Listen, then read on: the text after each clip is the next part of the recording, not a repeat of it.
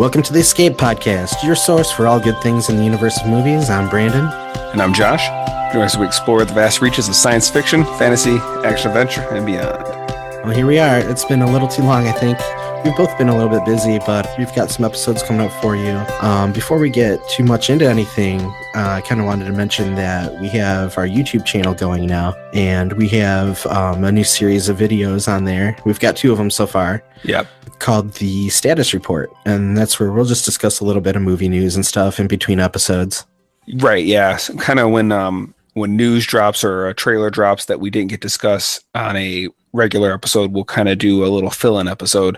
They were intended to be mini episodes. We were kind of thinking when we started it'd only be like a 10 or 20 minute thing, and they're almost as long as full episodes.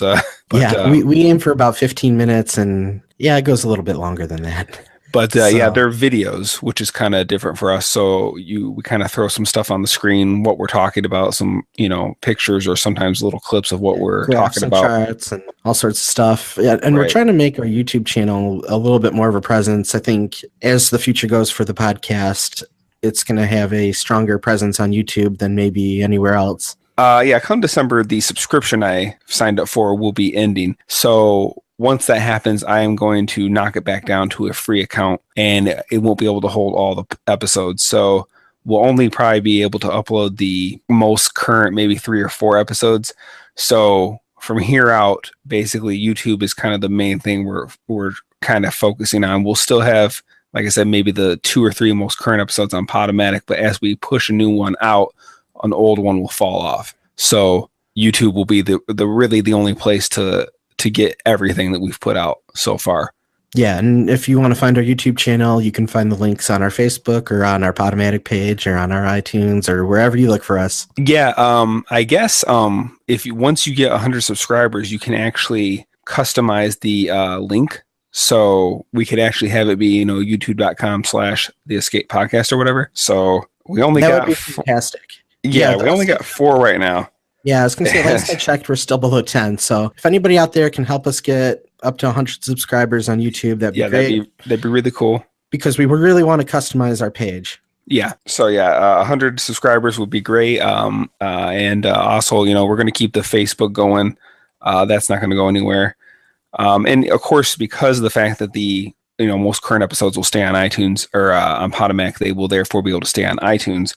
But again, it will only be like 3, maybe 4 of the most current episodes. So for newcomers, they would, if they want to listen to our old stuff, they would have to go to YouTube. So yeah, and we're actually starting to get a little bit of feedback now, which is nice, but we'd appreciate even more. So if you visit any of our Facebook or YouTube or whatever, feel free to leave comments, write us a mail, tell us you love us, you hate us. So Brandon, how was your birthday? Had a birthday just a couple days ago. Oh, it was excellent. I woke up and I went to work. Yeah. And that was my birthday, so it was excellent. But you just went out with a friend, right? So it's kind of like your little birthday thing, huh? Yeah, a little bit. Last night I stopped at a friend's house and they got me, very nice of them. They bought me a Bigfoot game. Okay. There's a Bigfoot game for PC where I guess like the objective is you go out and you find Bigfoot.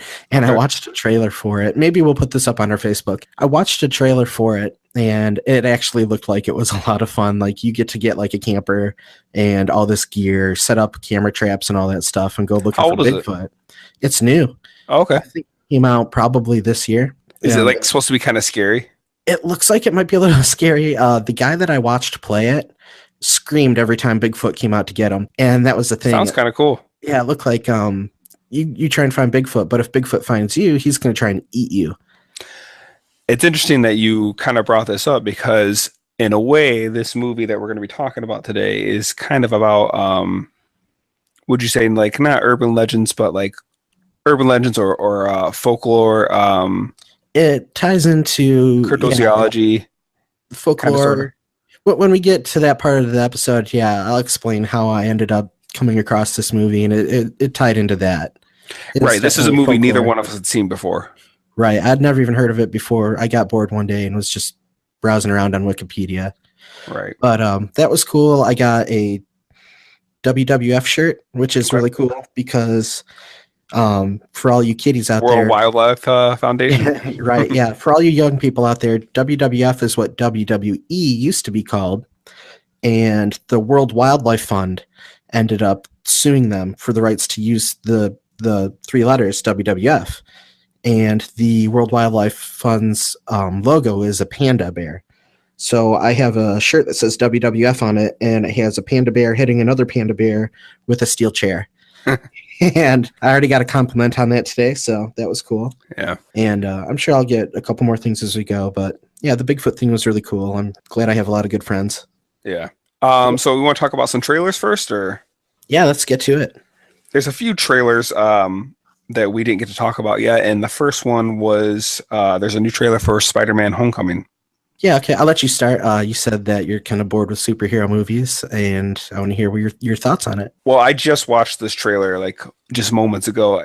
It's not that I think I'm burnt out. Like I said, I feel like I'm saying the same thing every time.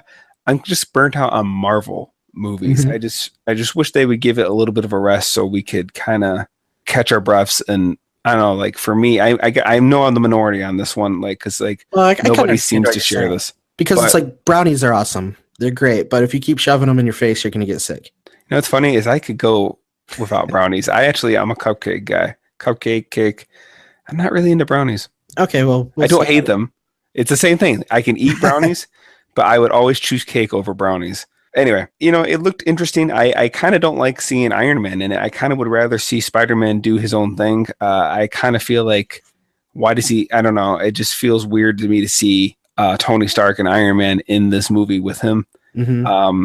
I don't know. I also don't like that he has so much tech. I don't like that his suit is so teched out, like the way it like shrunk to his size and the little like spider gizmo thing that did something. And I don't know. I don't like all that tech. I kind of actually, I didn't see the second Andrew Garfield movie, but I liked the first one pretty decently. I kind of like more like that vibe. I know they say the second one was really bad and it looked pretty bad, but I don't know. I just don't like the direction. For me, I thought that the Friendly's Neighborhood Spider-Man line was kind of shoehorned in. It just seemed really out of place to me. It just didn't fit. Didn't work for me. Yeah, that seemed kind of like they were trying to get a comic book plug in there. Which I don't have too much of a problem with. Some people don't like that kind of stuff. It depends on how they do it. Yeah, I agree. Exactly. And for me, the way it was delivered, it just didn't work. I kind of like that Tony Stark is in it, actually, looking through these trailers. I don't mind that his suit is tech. At first, it kind of bothered me when I saw it for Civil War. But I'm thinking to the comic books, and Peter Parker was kind of a tinkerer and he would add tech to his stuff all the time. So it doesn't bother me too much. And I think part of the reason they did that too, maybe Deadpool was partially inspiration for this, is they kind of want to have his face covered up, but they kind of also want to have him animated in a way. So, see, I didn't like the eyes, how they moved. Yeah, well, I think they're doing that just so he can portray more expressive. emotion. I get it. Yeah. I can understand what he's expressing, mm-hmm. but I know it just didn't work for me again. It doesn't help that, like, if you're already bothered by CG, seeing his CG eyes move around, but it doesn't bother me too bad. I kind of like that Tony's in it, being kind of like a mentor, because it's kind of fun having Spider-Man flirt with the idea of becoming an Avenger, but not officially being one. For me, if I could stay on the mask for a minute, like I kind of like it because you can't get any read. Like, to me, when you go against your enemies, you wouldn't want to have any like fear or worry to be displayed. So that makes sense with like Batman and Daredevil. With Spider-Man, I think he can get away with it a little bit more because he is like a terrible Joker. He'll mercilessly mock his opponents. So like it's not like he's trying to not show his worry or anything. He's too busy making stupid jokes. I think someone just snuck in on us. Dave, are you there? Yes. I thought you were down in the cargo bay. What the heck? I thought I was too. Have you seen the Spider-Man trailer? Yes, I have. Well, back to Tony Stark being in it. I kind of like that he's trying to watch out for Spider-Man. I like that there's a little bit of background for Tony, and at least in these trailers, like I get the idea, like he really wants to watch out for Peter Parker because after the events of Civil War, he's more aware of the destruction around him. You had that scene where they pointed out that during the battle in Avengers 2, a lot of innocent people died, and it's really starting to affect him. So now he sees like this kid out there, and he doesn't want this kid's blood on his hands. So he's trying to look out for him, maybe a little too much. Then again, Peter Parker is just a stupid teenager, so he might be doing some dumb things too, trying to take on more than he can handle right now. Right. See, I see the inclusion of Tony Stark as more of a ploy to try to really sell this, because I think people are like really I mean, I remember when they redid Spider-Man the second time after what's his face, Tobey Maguire with Andrew Garfield. People were kind of like, really, already? And then you do 2 movies of his and then already reboot. So I almost feel like maybe it's a way of like, hey, everybody loves Tony Stark. Everybody likes Robert Downey Jr. doing Iron Man. Let's throw him in here. I think you're right. I think that this is a way to like, hey, look, like this is different from those other 2. We're not redoing the whole thing again. You don't got to see the same movie again for the 3rd time. Yeah. So come check this out. He's officially part of the MCU, even though he's still with Sony. Yeah. Yeah. It's like a custody he's agreement between mom and dad. Yeah. So, I like that. Let's see some other notes that I took on this. They said that I like that his friend was like, he catches him and says, "You're the Spider-Man from YouTube." Yeah. And then he was probably watching Spider-Man YouTube videos in between episodes of the Escape podcast. Yeah. Perhaps. And then, yeah. So, check out our YouTube channel. Woo. So funny. Michael Keaton, I think that what I had heard the idea was with him, and it seems like they're going for through these trailers, is that like the events of the first Avengers movie, like he somehow gets his hands on alien technology that was left over after the battle in New York. And something happens, probably with his family, to where he feels he has to fight. And then, he said he would do everything he could to protect his family. Yeah, so I feel like that's probably going to end up being his motivation. I wasn't sure how menacing the Vulture could be, but through these trailers, he does look like he's a bad dude. I like to say about Michael Keaton himself, Michael Keaton, he's really good at playing crazy. Like, honestly, I could almost see, had things happened differently in '89, he could have been the Joker. He just has this kind of scary, like you don't know what he's going to do. You don't know what he's capable of.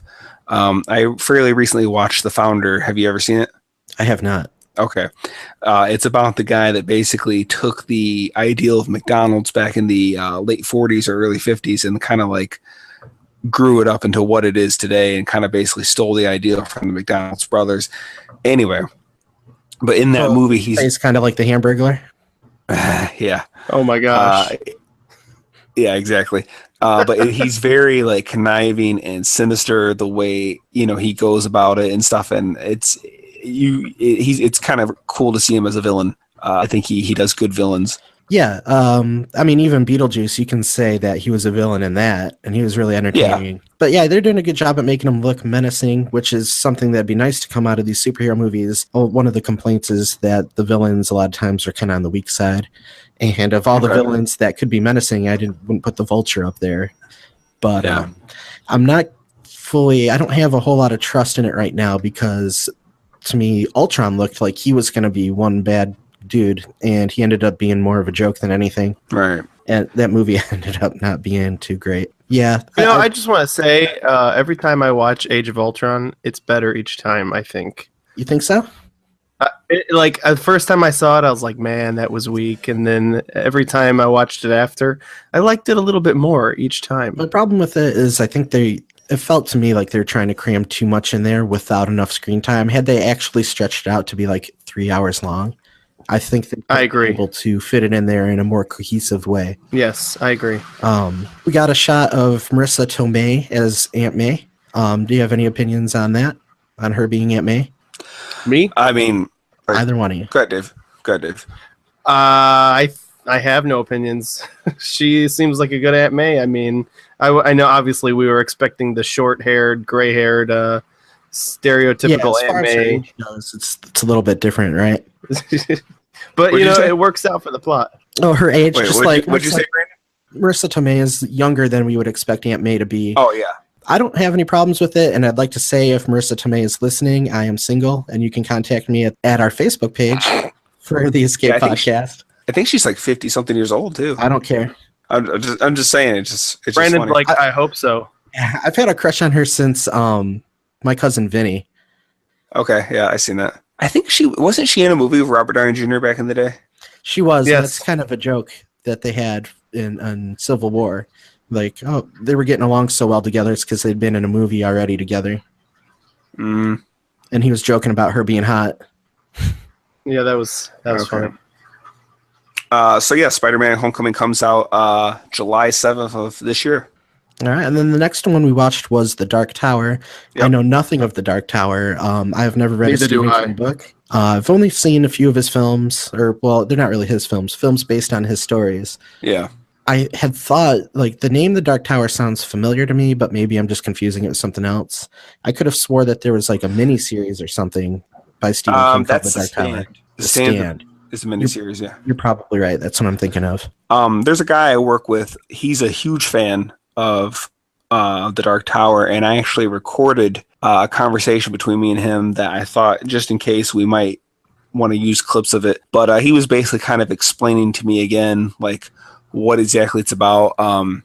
Basically, I know it's like there were these knights, and as they started to progress, I guess they melted their swords down and made guns out of them. So it's like they're a new age of knights. It did. It seemed like, based on the trailer, it seemed like a cross between sci-fi and fantasy and Western.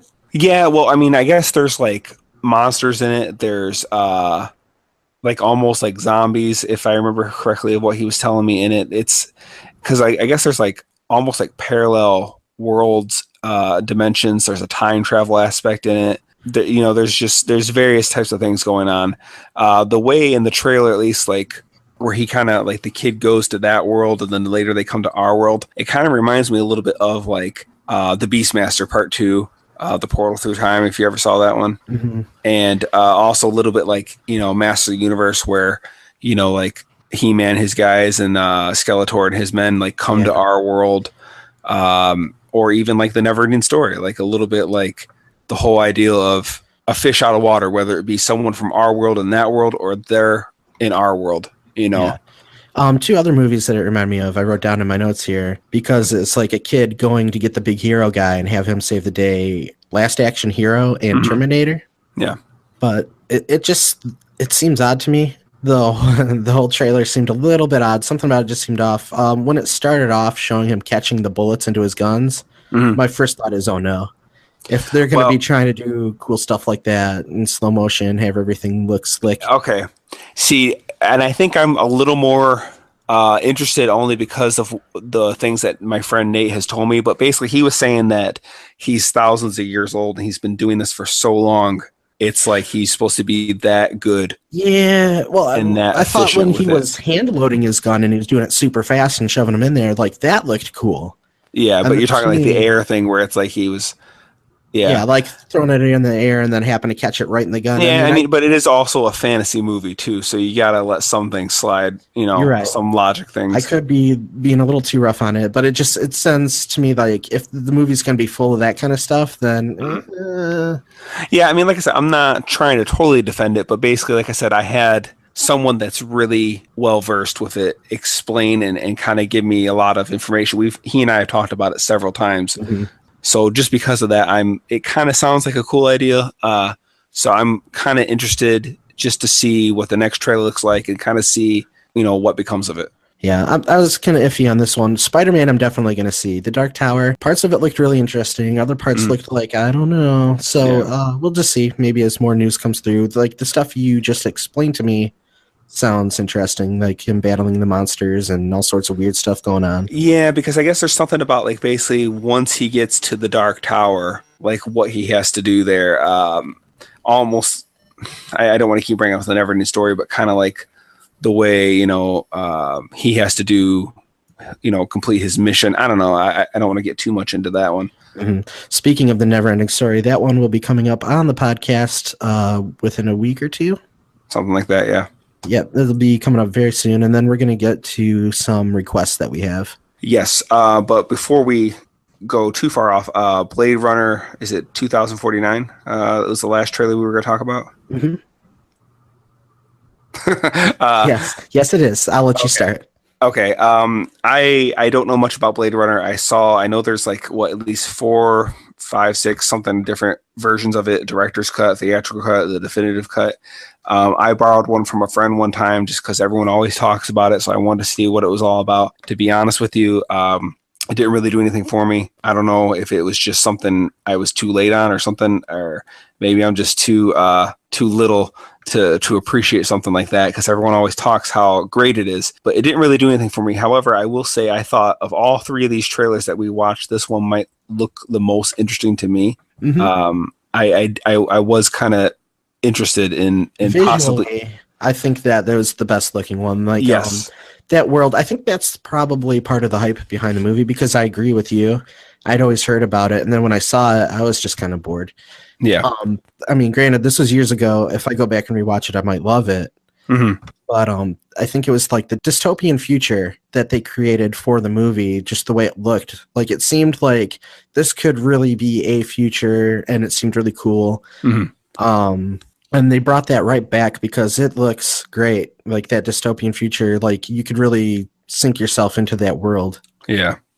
Another thing I just think is kind of funny is apparently Harrison Ford is just trying to do one more, one last hurrah of all his classic characters. Yeah, like he's trying to close out everything. Exactly. Yeah. I mean, obviously he just did Han Solo. He's doing, is it William Deckard or Decker for this movie? And then he's going to be doing one more Indiana Jones. So it's just funny that he's doing that. Well, he's up there in his age. He's probably either ready to retire or wants to get certain things out of the way before. I think that's cool. I mean, since those are like his, his biggest, his most iconic characters, I think it's kind of cool, I guess, that he's, I don't know. I mean, it's probably more about the paycheck than anything, but I mean, for the diehard fans of those 3 characters in their movies, to see their character one more time. You think he'll do a sequel to the movie where he was hiding with the Amish people? Witness? Yeah. We can only hope. Witnessed. Witnessed, the sequel to Witness. Yeah. Now, I noticed at the beginning of this trailer, there's something that just caught my eye. There's like a big Atari logo. I don't know that if Atari is all that prominent anymore, but I wonder if that was featured in the original movie at some point, or if they were just kind of throwing something that was heavier in like the 80s, because I think the first one was like 1982. I don't remember that well. I know Atari still makes software, though. They still make games. Just like Sega still makes games. Okay. Well, like Sega now they don't make hardware, so they'll make games for like Nintendo or PlayStation and Xbox and all that. That caught my eye right at the beginning, and I thought that was kind of funny. It's funny, and I didn't notice that at all. One of the things I noticed, I don't know if you watch Red Letter Media too often. Anybody out there that does, they'll know who I'm talking about. There's a guy called Rich Evans, and I saw this clip by Red Letter Media before I saw the trailer for Blade Runner, and what it is it was Rich Evans auditioning for the main part in Blade Runner, the part that Ryan Gosling is playing. And what they did is they kept cutting to like a dark, gritty background, and they'd have Rich Evans just put on the most boring, blank, expressionless face there is, and then they'd play that synth music from the movie. And so I was guessing that that's probably they're making a joke about the trailer. Okay. Well, I watched the trailer, and I was looking at it, and Ryan Gosling has the same blank expression on his face in every scene. I'm wondering if, because I think like it's about cybernetics, cyborgs. So I'm wondering if he's a robot or something. He's supposed to look. Wait, are they cyborgs? I don't know if they're cyborgs. I think they're, because a cyborg would be half human, half machine. I think they're just fully robotic. They call them replicants. I remember that, and I think they use them as a workforce thing. I thought it was like they were mining or something on the moon or a different planet, and they're like supposed to be, I think, like, kind of like lifelike. There was a part where they went out to like a red dusty world, and I'm wondering if maybe that's Mars then, if you're saying they're on a different planet. Well, I think they just mention it again. I only saw the first one time. It's been a while. I don't remember that much, but I thought they said that some of them were on a different planet mining, and I thought like something happened with the ship and they weren't rescued, and like that caused replicants to like, be upset that their people weren't as valued as real people or something. But I could be totally. No, that sounds about right. All right, we'll just say it's right. Yeah, sure, that was it. And 3 of them went crazy. Yeah. So, that and Jared Leto, I thought looked pretty cool in the movie. I didn't even know he was in it. I'm thinking that he's got his hopes up that this will be everything he wants it to be and not a letdown like Suicide Squad, which you still haven't seen. I not. You got it yet for me? I don't have it, so I'll work on getting that. Jerk. If I get it, I'll borrow it. Idiot. Man. Gosh. All right. You can't have any of my tots either. So you ready to talk about Absentia? Yeah, let's get to Absentia. Okay, so I'd like to start off with trivia first. And there's not much to go on, but I'll give you what I got. This movie came out in 2011. Okay, now on to the main part. Yes. 2011. Yeah, this is a little independent movie. Yeah. There's no major stars in it. I've looked up some of the actresses and actors, and they've been in some other stuff. Doug Jones, I think, is the only one I know. Okay, I didn't know any of them. He was the monster in Pan's Labyrinth, the one with the eyeballs in his hands. I think And you knew the guy? I know that's him. I think that's his name, Doug Jones. Okay, I wouldn't have even recognized him. He does a lot of creatures a lot. Okay. Kind of like Ron Perlman. One of the main actresses, the one that was pregnant, I think has been in some films with the director of this movie and other things that he's done. Okay. But yeah, I'm not familiar with anybody. I'm not even that familiar with the director. I'm really wishing right now I had notes as to what else that director has done. Idiot. Yeah. But we'll get through it. So we can edit out dead space. So hold on. Flanagan. Okay, Mike Flanagan. I see he did Oculus Chapter 3 and Oculus. And that's about all I recognize. I actually saw Oculus. Did you like it? It was okay. You know, it was all right. Okay, so this guy has I'm assuming they're both horror suspense. Yeah, it seems like all his movies are kind of that. Okay, so this is a suspense film. Like pretty much every episode of the podcast, this is going to be filled with spoilers. And if you're interested in seeing the movie before you hear us talk about it, you should just pause it here, go find the movie, come back to us later and listen. Yeah, pretty much any episode of ours is going to always be spoilers. Well, mostly we do bigger movies from the 80s, early 90s, or just stuff that most people have probably already seen, The Burbs, Goonies, Star Wars. Yeah, the only time I've ever really tried to not spoil is if I literally, which is rare, but if I've, went to see a movie and, I'm going to do a brief, review on that movie before I do the main topic, I'll try to do a non-spoiler thing. But anyway, continue. Yeah, so you might have a hard time finding this one because it is low budget, independent. Yeah. It won some awards. I believe if you look on Amazon, you can probably find it. But yeah, let's get to it. I found out about this movie by just goofing around on Wikipedia one day while I was bored. I was looking up Norse mythology. Mm-hmm. And I ended up I was looking up different creatures and stuff. When I got to trolls, it had a list of section where it listed films based on trolls. And there was only a couple. Troll Hunter, which I've seen. And then it mentioned something about this movie called Absentia that Three Billy Goats Gruff was mentioned in it. I didn't want to read too much more because when I read the synopsis for the movie, it sounded really interesting. And I just watched it. So I watched this blind without really knowing too much about it. And we're finally going to be able to talk about it now. For me, it was kind of a surprise, but we can get to our reactions on it later. Let's run through a short synopsis. You want to do that, or? Oh, okay. This is how I described it to my friends to try and get them to see it because I thought it was a decent movie. There's a small town, and there's a pregnant woman living in this small town. And in this small town, there's all sorts of disappearances of people and animals. And it turns out that this woman, her husband has been missing for 7 years, and that gives us our first mystery. She's a pregnant woman, but her husband has been missing for 7 years. What she's doing is she's ready to move on with her life. She's had no communication, nothing. Nobody knows where her husband is. She hasn't heard anything from him. He just vanished. Her sister comes to help her out because she's got to get a bunch of stuff in order. What she's doing is she's filing for Absentia, the name of the movie, which is being able to declare her husband dead legally because he's been missing for so long and nobody knows where he is. There's certain legal things she needs to take care of, and she can't do that until he's literally declared dead. So she's working on getting those papers signed. She's got to sell her house and move into an apartment, and her sister's there to help her out. There's a detective that's been on the case, but he hasn't been able to figure anything out. Turns out that the detective and this pregnant woman are romantically linked, hence her being pregnant. And as her sister's helping her out and get through it, she's starting to cheer up a little bit. On the day that she declares absentia, she decides to go out on a date with a detective. They walk out the door, and there's her husband standing right there. He's beaten up. He's bloody. He looks really bad. He's wearing the same clothes that he was wearing when he went missing, except for his shoes. When they take him to the hospital, he's malnourished, dehydrated, and he shows signs of major physical abuse. And the only thing that he can say due to shock is he's surprised that people can see him. Well, yeah, I mean, she was seeing visions of him, though, before she saw him. She was having a lot of psychological issues, and you were wondering if she was seeing a ghost. But it was almost like a horror version of him. Like the eyes were all black. He was almost a monstrous version of him that she kept seeing.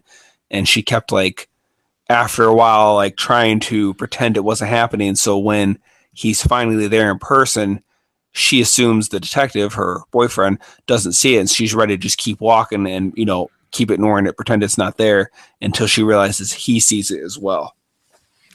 Right. Yeah, and that's they do a good job at making those scenes very creepy. Yeah, I was pretty creeped out the first time you see him in his monstrous way, coming at her. Yeah, and it's almost kind of the modern day jump scare thing. It's not as bad as that though. I think there's only a couple jump scares in the movie.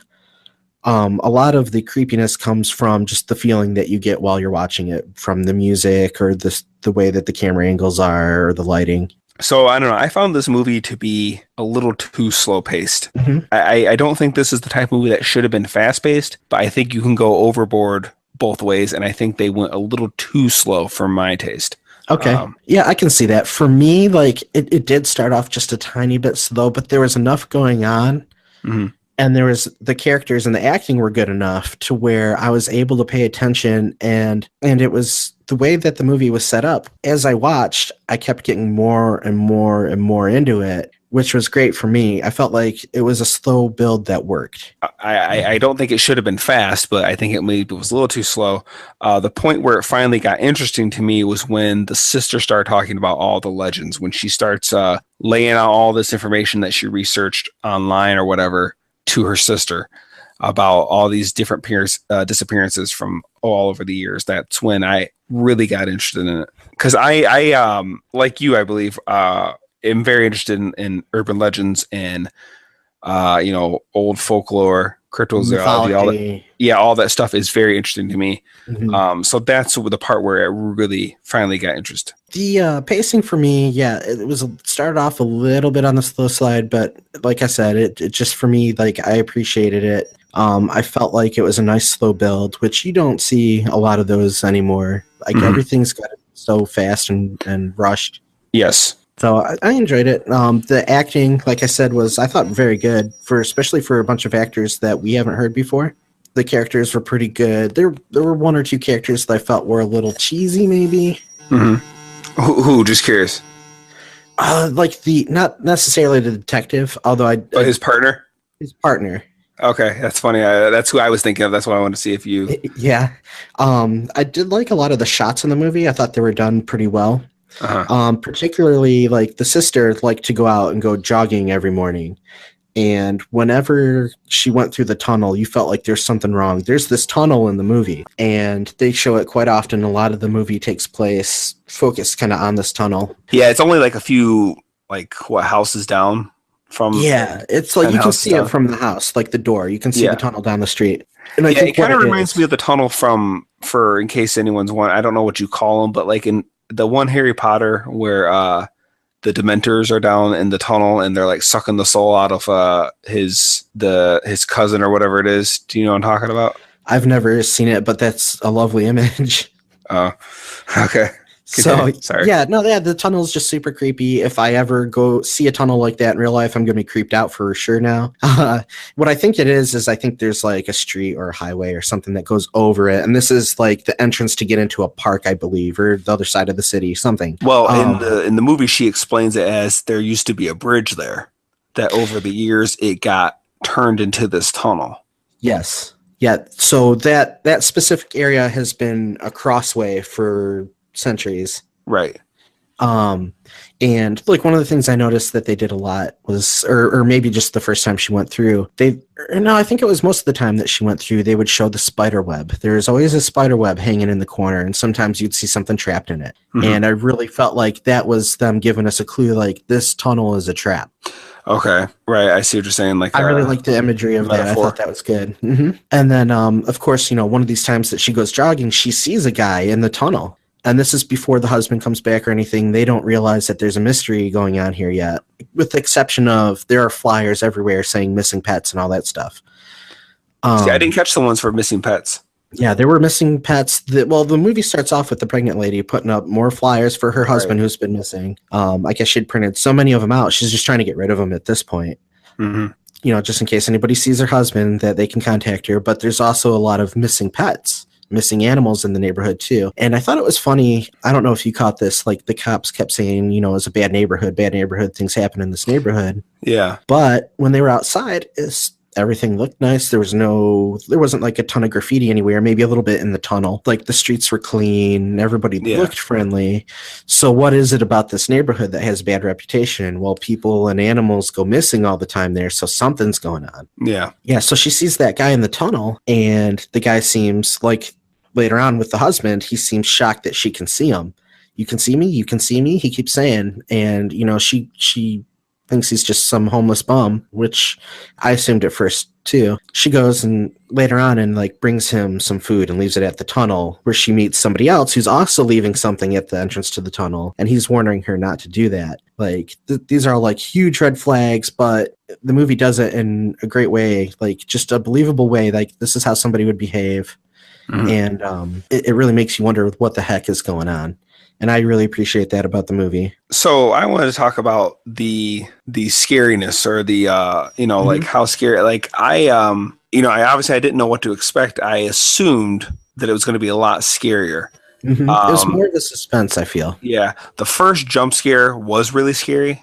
Mm-hmm. For me, at least, that one kind of like, I don't know, got me. But after that, it really wasn't that bad. And I really kept expecting it to be, because of the first one, I kept expecting it to be something's going to be happening. Like, mm-hmm. Like you could tell there's a build up, something's about to happen. And it never really topped that first one for me in terms of like. Were you wanting more jump scares and stuff like that?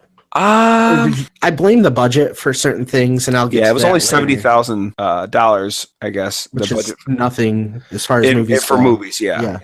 I'll take $70,000 though. yeah, I would too.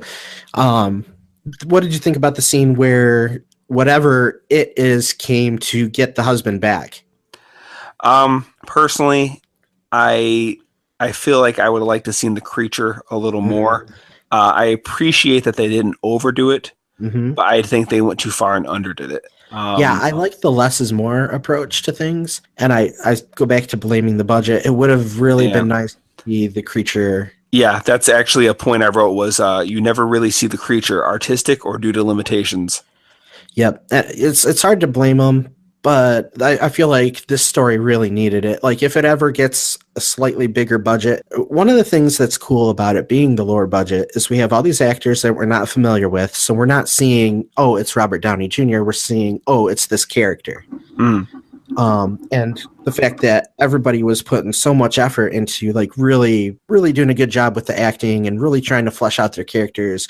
The writing was super tight because it knew that, I'm not going to be able to wow them with the special effects mm-hmm. necessarily, but I felt like the writing and the acting was all good enough to make up for most of that, but we still needed to see a little bit more of this creature.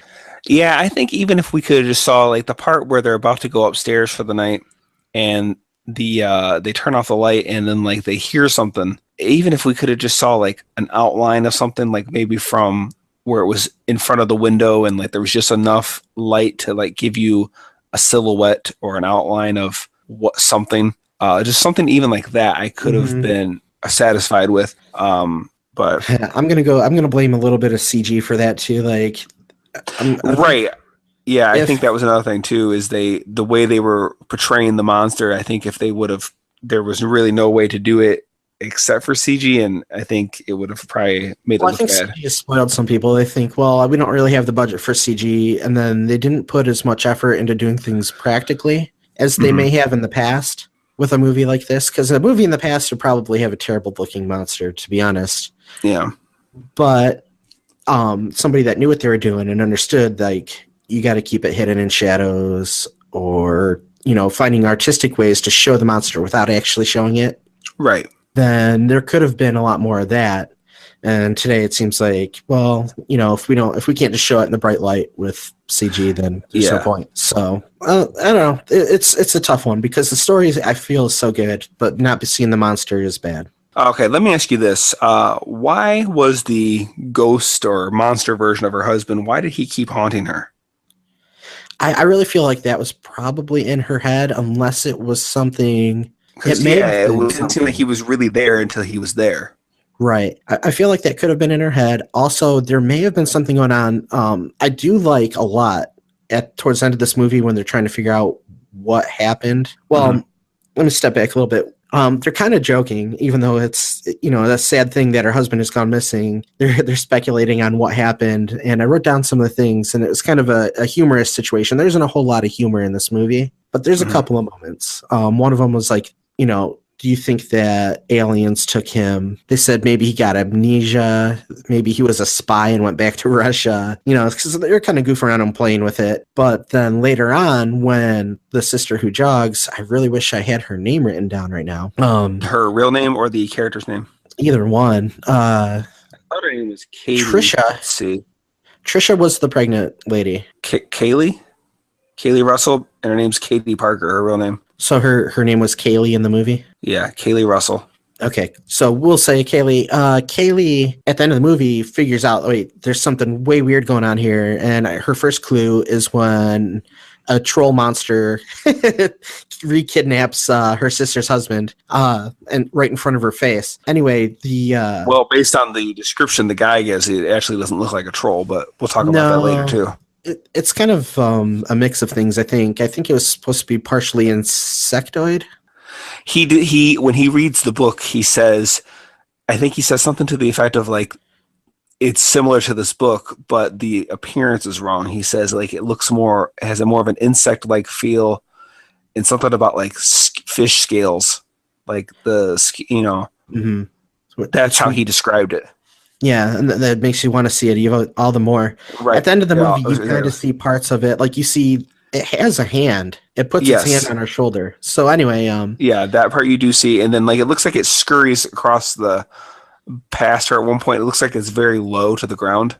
Whatever it is, it's extremely weird, and we don't have a lot of explanations on it, which is a good thing. Just being able to see maybe a little more of it would have been great. Yeah.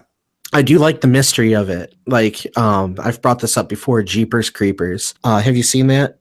Yes, once. The first one, yes. They have the monster wrapped up in like a trench coat and a hat. And he's got like all these weapons, and you know that it's not human, but it has a human shape. Like if you weren't paying attention and it walked by you in the trench coat, you wouldn't think anything of it. You might think a trench coat is weird because who wears that? But like there's a scene in the movie where they run over it while it still has the human clothes on, but you still don't know what it looks like under there. And a wing pops out and you're like, whoa, what the heck is going on here? Well, at the end of the movie, they just show the whole thing and it's just like, oh, okay. Yeah. I actually, not to jump too far off topic, but with that movie, I almost wish he didn't have all that crazy stuff. I almost thought it made it less scary when he had wings and stuff. I think it was awesome until they actually showed him uncovered. Mm-hmm. And then after that, I'm like, oh, it kind of looks like the creature from the Black Lagoon. And now there's no mystery. Like the mystery was the fun part, wondering what's under there. Right, yeah. So back to Absentia. Yeah, the monster needs to be showed more. We've said that 100 times. She sees the monster take the husband away after he returns. There's some kind of thing going on with that tunnel where this monster is open to trades. It interprets trading. I didn't get why he was able to come back. I think that... She gives food to the one guy. Yeah, she leaves food. And then later she sees like all those, like, not watches, but like jewelry or something. She was leaving the food for the guy that we assumed was homeless. And he left the jewelry for her as a payment or something, because then it ended up under her pillow. Then she took it back anyway. We'll just call it a troll for now. So the troll, I think, saw the food and thought, oh, this is a trade. I'll leave this stuff for you now. and then she gave it back. So that allowed him to be released. In his weird logic, maybe he thought she didn't want that. She wanted the brother-in-law back. Okay. So but then he came and took her back anyway. Like, I don't get it. I think that might be him just being cruel. We know that the monster is nice. Well, here's what like, why does he want certain people, and what does he do with them? Like, what is his logic for picking them? You know, because there was a lot of people that lived closer to the tunnel. When you look at their street, there was at least maybe 6 to 10 houses that were closer to the tunnel. Mm-hmm. Why did it choose, to go that much further out? I don't get the logic. They do things in the movie to indicate that the monster has its own logic and motives, but it doesn't tell you exactly what they are. Yeah. You see, and I don't know, is that kind of lazy writing? Like, almost like they couldn't think of anything clever enough, so, it just does what it does because it does what it does. I think in some cases it could be lazy writing, but I think in this case it's just keeping it still a mystery. Like, we figured out this much. They explain a certain amount to you at the end, but they don't want to explain everything to you. They want to leave certain things open for interpretation or just a mystery. And I think maybe that's one of them. Because if there's something that's non-human, like, we're not going to understand the way it thinks at all. Like, it would be really hard. Okay, so you mentioned at one point music, and I wanted to just say I thought the music was bad. You thought it was bad? I did, and I think they could have used some more dramatic type music during some of the key scenes, like especially when she's kind of unraveling that mystery. Mm-hmm.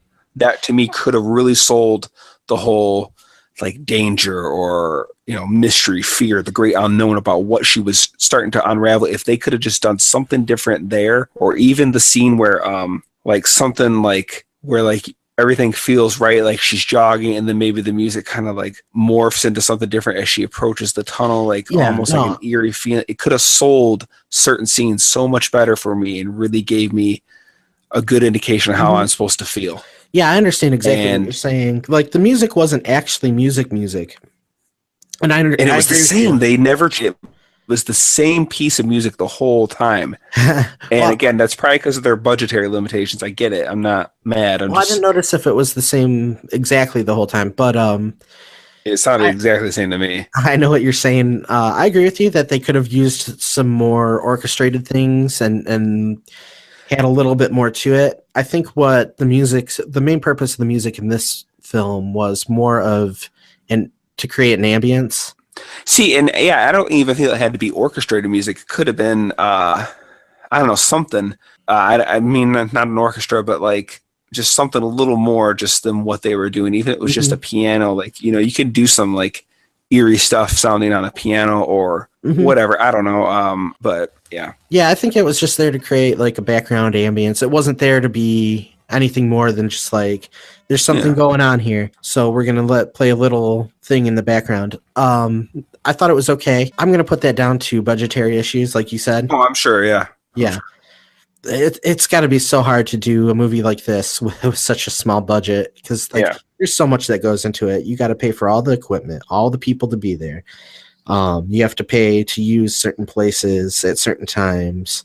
You got to probably buy costumes and vehicles and do makeup and all sorts of crazy stuff. Plus, there is a little bit of CG and special effects in this movie. Not a lot, but I'm sure whatever money they could throw at it, they did. Yeah, and just like, I think even like if you have certain name brand things in the background, whether it's a cereal box set on the counter, like you have to, I think, get rights to, have that product in the background and whatever. Well, you're supposed to assume. I've had an experience with behind the scenes of a low budget film, and I know some stuff got skipped like that, obtaining rights and stuff. But we can talk about that another time. Yeah, I thought overall the movie did a really good job of creeping me out. One of the things I loved, which is where I was going with the explanations, at the end, the sister was coming up with all these ideas of what it could be, and I loved it.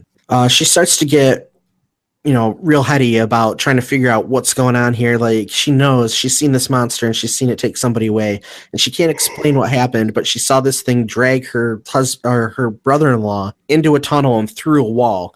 And she goes and she does all this research, all these people that have gone missing over the years, dating back 100 years or more, just groups of people and all saying, the same thing. Basically, they all disappeared around the area of that tunnel, the bridge, and that, there used to be a legend of a monster that lived there and you had to trade it in order to use its bridge. And that's where the idea of Three Billy Goats Gruff comes in. And that actually shows up in the movie and they read it. Right. For anybody that can't remember that story or isn't familiar with it, it's, there were three billy goats that wanted to cross this bridge because that's where the greener pastures were. They wanted to go and eat. So the small one goes across first, but there's a troll living under the bridge, and the troll comes up and says, I'm going to make you my dinner. Well, the goat says, hey, you could eat me, but my brother is right behind me and he's bigger than me and he'd make a better meal for you. So the troll's like, okay, go, I'll get your brother. Same thing happens with the next goat, comes, says, hey, my brother's even bigger. Let me go. The troll says, go. The biggest goat comes and this one's he's big enough to where he can fight the troll and knocks him off the bridge and kills him. And then they go and eat. It's a children. Okay. See, I didn't remember that part. Yeah. It's a story. I didn't realize. Well, actually, if you look a lot of old children's books, they're kind of, It wasn't the Brothers Grimm for nothing. Haha. So, yeah, a lot of stuff like that was pretty dark back in the day. So, she's looking up all this stuff and she finds like references to monsters and people going missing. And she's just saying all these ideas that are coming to her head. Like maybe the myths are connected to something. Maybe there's like a portal to another dimension. Maybe it's an alien. Maybe it's something that's always existed. Maybe they're all the same thing. Maybe like Bigfoot and aliens and all that stuff are all the same thing. And like, this is where they come from. And just that idea kind of like blew me away that they would say that in the movie, because everybody seems to want to separate all that stuff. But like the idea that it could all be like one force messing with people is something that I think is really cool. And I really appreciated that she came up with that kind of explanation. It's kind of an explanation that doesn't offer a real explanation. But for me, just the fact that she's just trying to wrap her head around it and she doesn't just go to some psychic or something stupid like that and get a very detailed explanation for what's going on. I love that they leave the mystery open and that it could be any of these things. Like that was pretty cool. I thought that was cool. Yeah, and like they did that in Cloverfield too, the first one, when they're trying to figure out what the monster is. And they bring up like, is it, part of a science experiment, something the government created, something that's always lived down in the ocean? Is it an alien? What is it? And they never really say. They just kind of offer up all these suggestions of what it could be. Well, they did throw a little secret scene, a stinger at the end that kind of somewhat confirms which one of those that is. But well, we'll have to talk about that some other time. I just had a conversation with somebody about that specific scene. But yeah, for this movie, I thought it was cool they did that. There were a couple parts where there were some special effects. Now, when they found the one guy that they assumed was homeless is found later on, just like his body is so mangled up. Yeah. Did you get a good look at that? Yeah, I feel like I did. I felt like the guy looked like a pretzel. And I don't remember if it looked fake or good or not, because it's been a while, but I remember thinking that it looked pretty good. And they only it didn't strike me as being, bad looking. It didn't look like a dummy was laying there. No, not to me. And like, this guy just pops out of the tunnel and he's bent in half and his like one of his legs is over his head. And it's just like, it's gruesome for like the second that they flash it on the screen. Mm-hmm.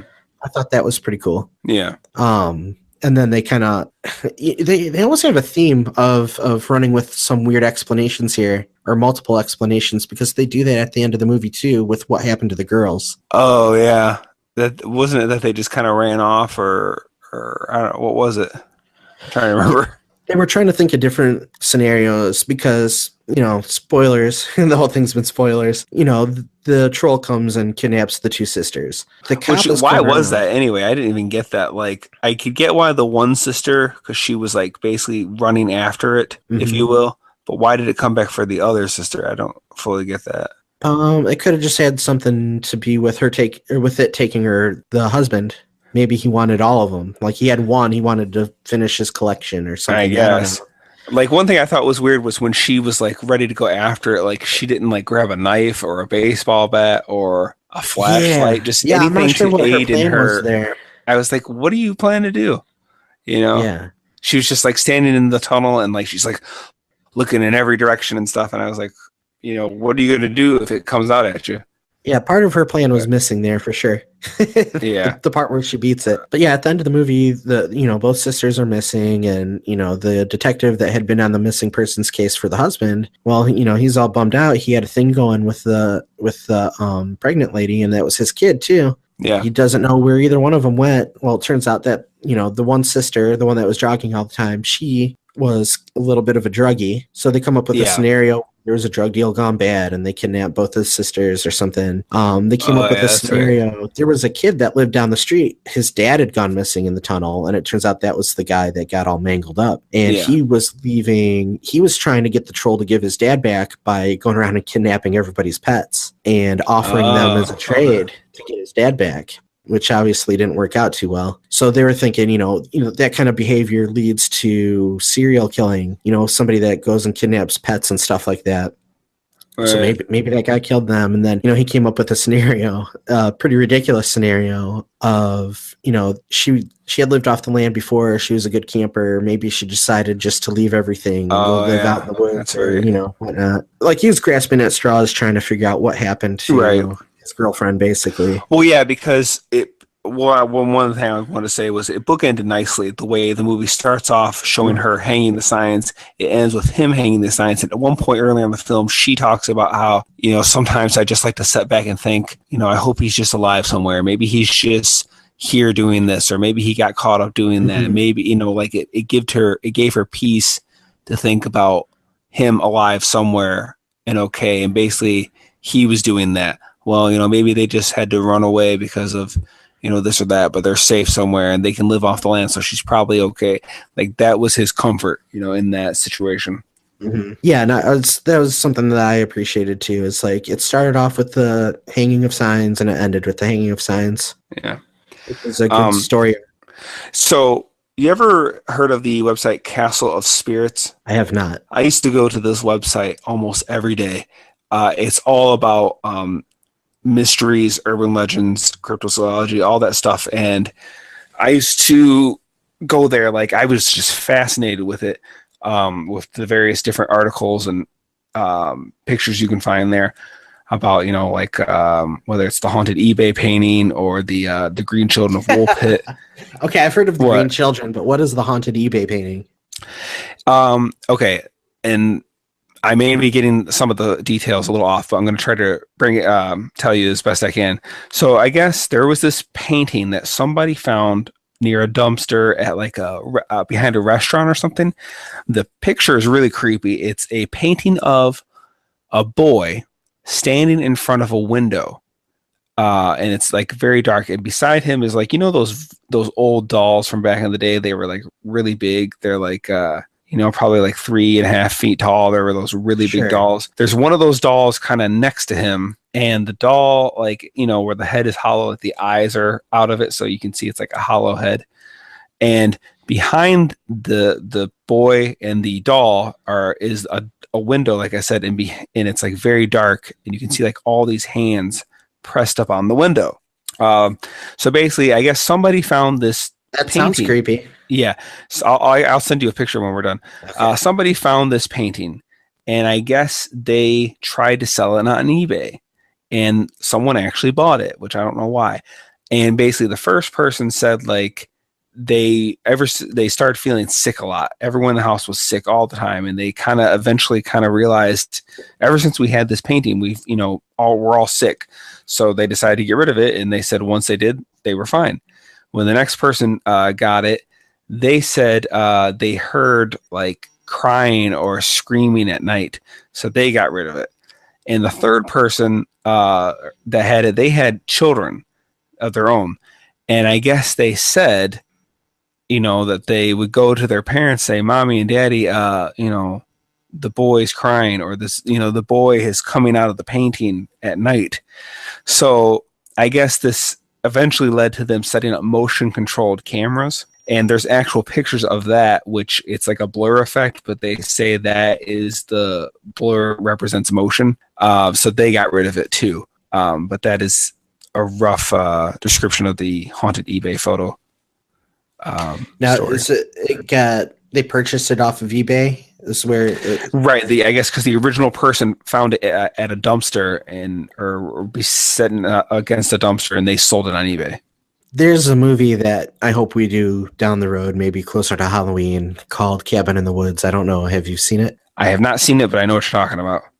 I've seen like clips of it and stuff. It's got like a lot of crazy stuff. Looks like going on. Yeah, try to avoid anything about that movie. Something about redneck zombies or something. Yeah, that's one where really spoilers will take away from the viewing experience. So try and avoid anything. Did you say about try that. not to watch it? Yeah, try not to watch clips or anything, just because we're going to do that one eventually, I think.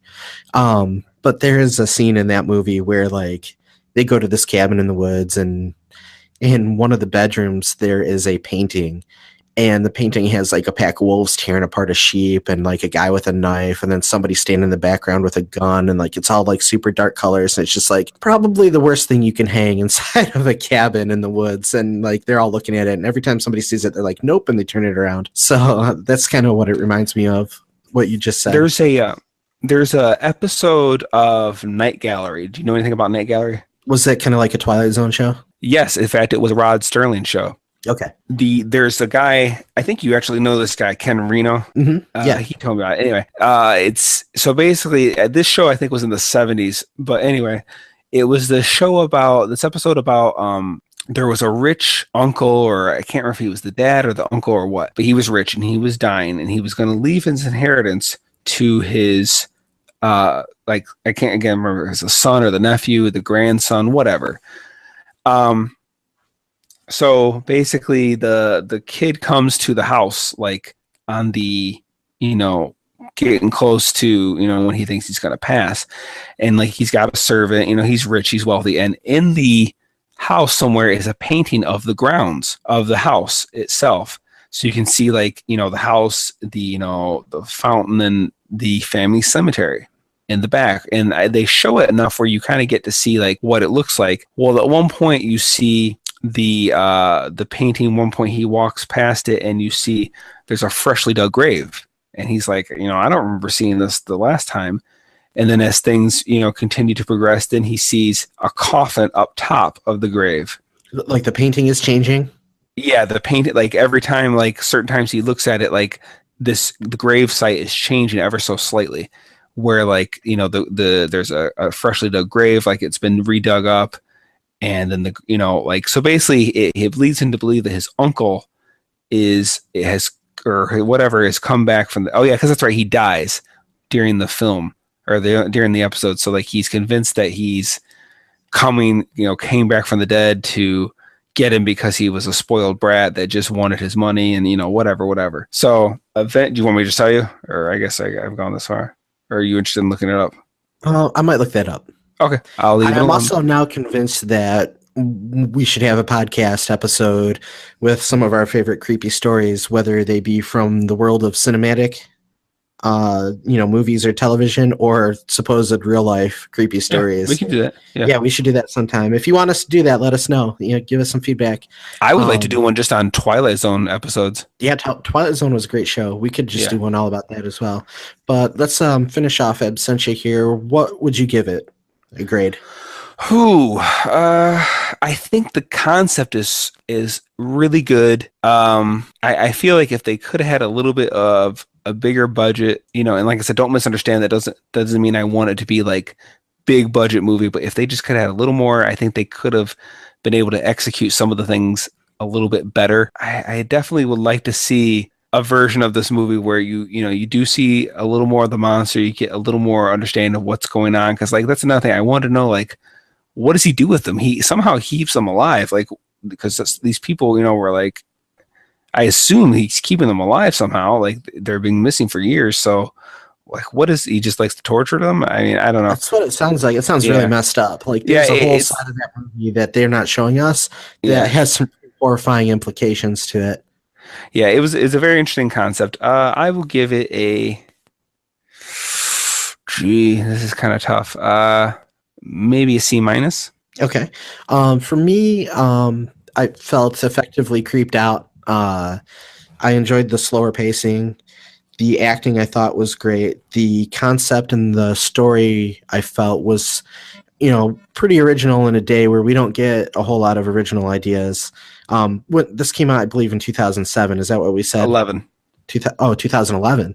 Yeah. Okay, so it's That was my only piece of trivia. Yeah, that's right. And I forgot it already. Good trivia.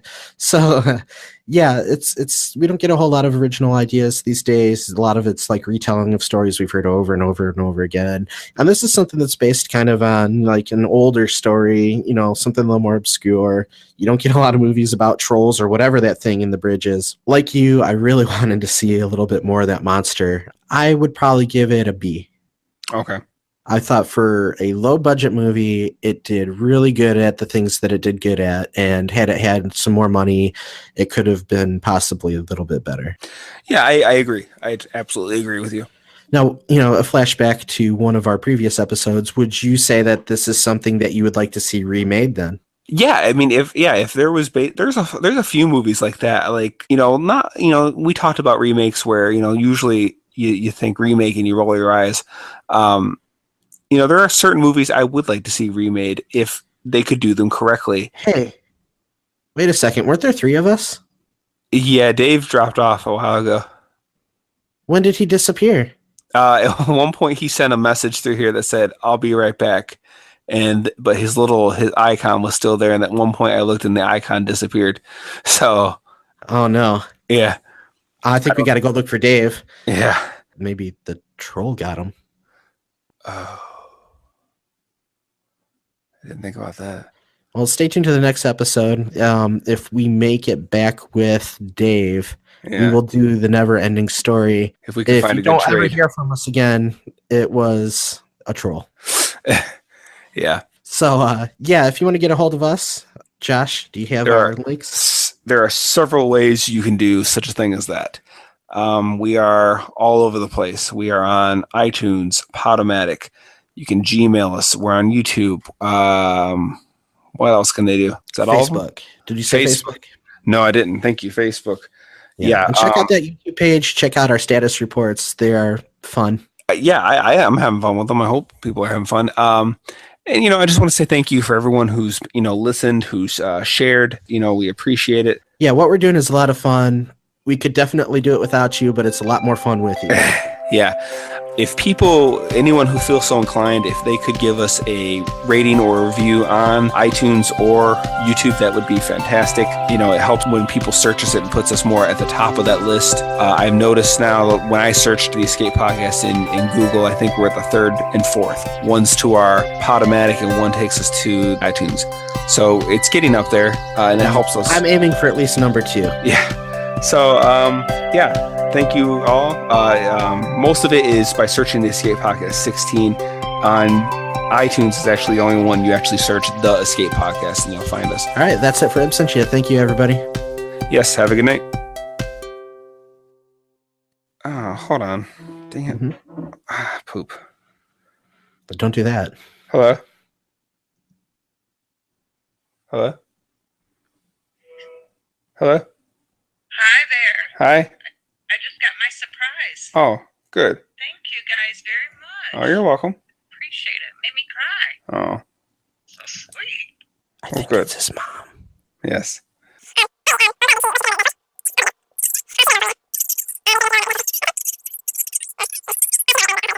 it's got 3 stickers with $1 on them. Okay. All right. Stop making fun of me. I'm not making fun of you.